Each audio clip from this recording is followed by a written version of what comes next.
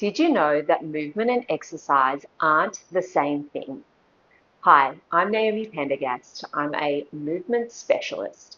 I help people feel confident and capable in their bodies so they can keep doing what they love, moving well, and aging well. Exercise helps build fitness, strength, and endurance. Movement is your body's ability to use that strength efficiently in everyday life and life's adventures. Whether it's hiking, rock climbing, cycling, running, or simply keeping up with your family. Good movement is what gives you the confidence to move freely through life.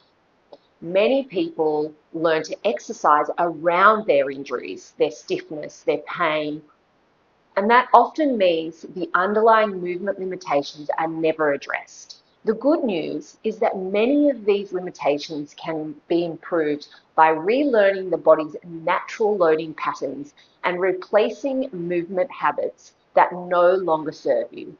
Getting older doesn't have to mean doing less. Join me through this daily movement repatterning series and start reconnecting with the movements, confidence that helps you live well for life. You're going to need a roller to complete this series of exercises. So we're going to start from the feet and move our way up through the body.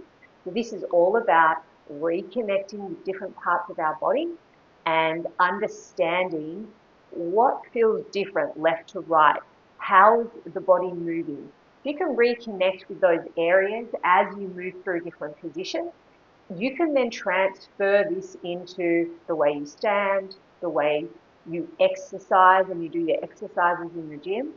So first of all, we have to connect with the movement and understand how our body responds in different positions. So we're going to start on all fours like this, curling the toes under. The first focus area is going to be our feet.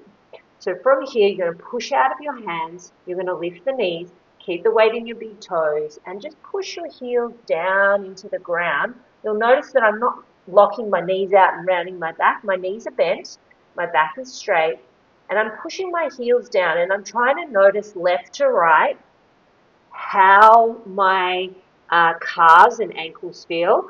I can feel restriction a little bit on my left side as I push down, placing the weight in my big toes, and then when I lift my heels up like I'm doing a calf raise, I'm pushing into the big toes. I'm going to tap my knees down and then come back up. So I'm moving through the position here, but trying to really use my feet to control the movement and glide slowly up and down so that I'm not moving really fast. So when we move quickly, sometimes the brain can't connect with the right area.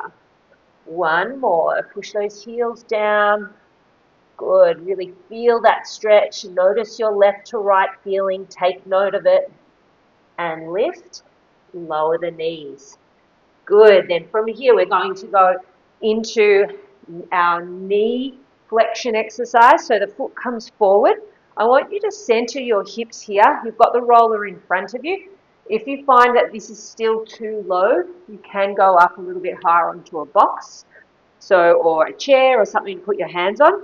So from here, you've got a 90-degree angle. You want to make sure your hips haven't shifted off to the right. So I've got my right foot forward. I'm going to really center my hips here. So you're going to feel a little bit more unstable. Then you bring the hand forward, and the goal here is to slowly, without force, let your knee glide forward over your ankle as far as you can, and then shift it back away from the ankle. And again, just let it glide forward. What you want to try to avoid is being all crumpled over and hunched and forcing. See how I've just kind of let myself collapse into my knee? Now that's not supporting my knee, that's just jamming my knee. So what you want to do is make it a controlled movement where you're coming forward, but you're maintaining sort of a lift out of the body so that you're not sinking down and letting everything collapse into the knee. Good. One more. And just feel the restriction here. Is your restriction your hip? Is it your hamstring? Is it your ankle? Like what's stopping you from being able to shift that knee forward over the top of your ankle. Let's do the other leg. Comes forward. Center the hips, so make sure you haven't gone off to one side, so we give your body the best opportunity to do it properly by centering and then slowly shifting that knee forward and slowly shifting it back. You might find that the restriction's actually in your back leg. You might find that as you shift forward, on one side it felt kind of nice, and on the other side you can feel it more in the quad or the hamstring. Just really take note of how your body's moving in this position, because this will reflect how you do your weight training. So we're going to go forward. That's it, nice. Good, and back. Now we're going to go into our hip circle, so we're going to be now focusing on our hips. So your hands are down in all fours. Now, the big one here is you want to be able to lift your knee behind you, so you'll see I'm at a 90-degree angle, but without shifting off towards the opposite side, because that's compensating. We're going to keep the hips in the center. Because I'm lifting my right leg, my right arm has to do more work because my right leg's in the air. So I'm going to push out, and for me to keep my body centered, my right arm has to take a little bit more weight. Now I'm going to try and circle this leg, create as big a circle as I can, but without moving my body. So my torso stays centered, and you've got to make sure you don't shift your hip around, your pelvis around as you move the legs. So you've got to isolate the hip movement, and you want to make sure you don't dip into your spine. So depending on how tight your hip is going to depend on how big your circle is. So you may start very small because you have stiff hips and your back wants to collapse, and that's fine. So you just start in this and try to really feel, how does your hip feel? Does it feel stiff? Does it feel restricted? Do you feel like you can go up in one direction and then you feel like you drop? So just taking note of that. You should be able to move this leg around and feel that hip freely moving around. I mean, it should still feel like work. And then go the other way and try to notice if you're able to repeat both directions. Good. And how that feels. Now let's go to the other leg. I know that this is going to be my dodgy side. So as I go out, see how I want to shift off to one side. So I'm just trying to keep I'm probably not going to be able to go as big on this side because I have a bit more of a weakness on this side. So you just you'll notice, because it'll feel a lot more of a struggle on the side that has the compensatory pattern. So if you're holding yourself in the right position, you'll notice how much harder you're working. Good. And then you're going to reverse it, making sure you don't dip into the back. Feel those hips moving freely, hopefully. And for them to move freely, you will feel your core muscles engaged because you want your spine to stay still. Everything else has to be still and stable. So the body's still working, but you're trying to free up the hip. Good. Last one. Nice. Good. And down. Now we're going to move to the pelvis. So we're going to move to being able to isolate and articulate sort of the pelvis, which means that we need to get into those core muscles. So you're going to have your elbows down on the ground like this, and you're going to curl your toes underneath you, and then you're going to curl. I want you to round your back up, but instead of thinking about rounding your upper back and pushing out of your elbows, I actually want you to just rock your pelvis. So try to round your lower back, pull up through the belly. So you'll notice that I'm kind of tilting under and trying to draw up through here, hollow out through my belly, and then lengthen back out. So this is the movement of my pelvis.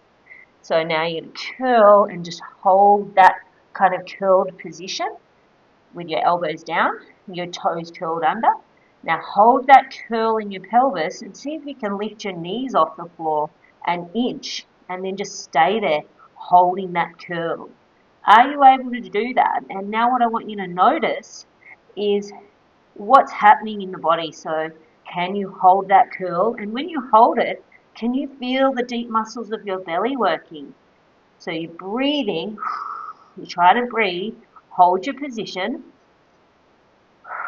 and see if you're able to maintain it without flicking out into an extended lower back. So you hold and you curl. You might need to lower your knees if you find you fatigue really quickly, but you want to build yourself up to being able to hold and breathe in this position for at least, a couple of minutes. Good. And lower the knees. Let's move to the spine. So from here, when we move, we want to be able to articulate each vertebra in our back. And when we can do that, we can then transfer load through the spine more efficiently. We still need strength. We definitely need strength. But sometimes when we have strength but we don't have the mobility and suppleness in our spine, we can't transfer the load because the spine needs to be able to move in all directions and load. So this exercise here is to really bring your awareness into being able to articulate the spine. So you're going to have your hands on the roller, you're going to drop your head round the upper back, and you're going to roll forward and lift your head. What you want to make sure is you don't drop your head down to the ground. You lift up, you open your chest. Now, you might need to take your hands wider if you find that your shoulders are a bit pinchy. From there, now you're looking forward in this position with a nice lengthened back. So you'll see my back is long.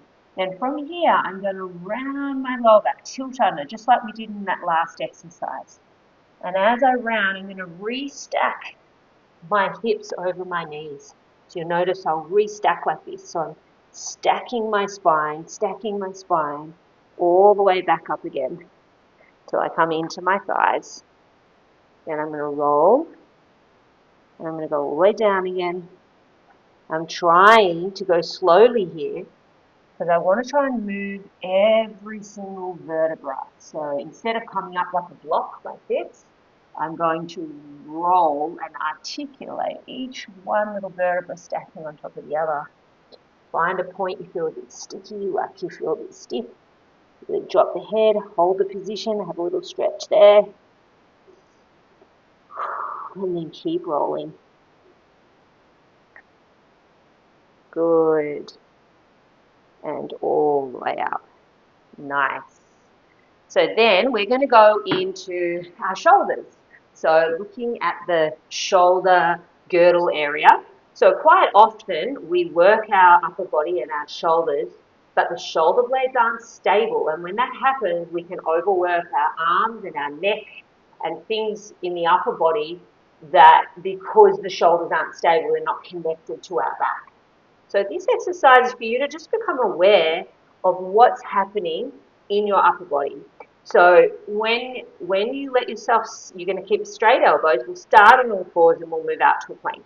So when you let your chest drop towards the mat and feel your shoulders slide across your back, then I want you to push out of your hands, really press your chest away and separate the shoulders. And then let yourself sink back down towards the mat. Just do this slowly and try to feel if you are able to let your shoulders slide across your back, and then you're able to push out of your hands and push, feel your shoulders separate and really connect underneath the armpits and across the upper back.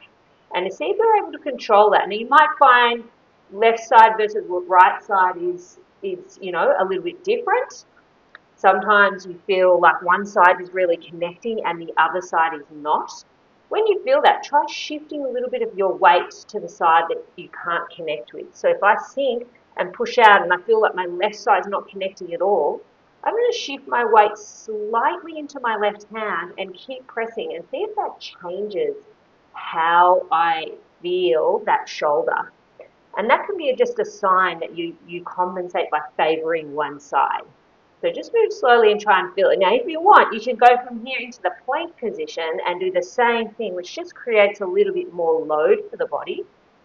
And again, this might then highlight another imbalance that you have.